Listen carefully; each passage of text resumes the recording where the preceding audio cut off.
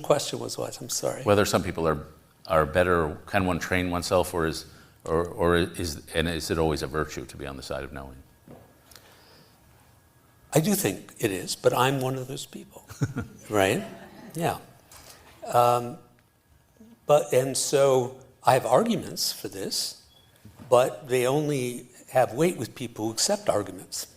So we're already the same sort of people, right? But I've spent a lot of time these past years reading and teaching Mountaigne. And those of you who haven't just picked up the essays and sort of plunged in just any old essay and read it are really missing something. And it's a training for a certain kind of living. And the first thing he does, what he wants to do, is essentially lop off our heads. And he's writing in the middle of the religious wars in Bordeaux.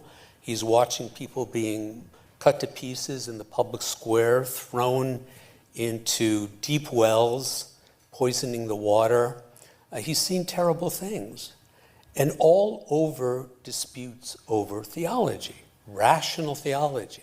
The theologians who say they have a rational explanation of how we get from God down to religious and political authority and so on. And we're stuffed with all kinds of false knowledge or non-knowledge that we take to be knowledge, false opinion. And the first thing we have to do is clear that out, right? Kierkegaard once said that there are two ways to starve a person. One is to not give them food.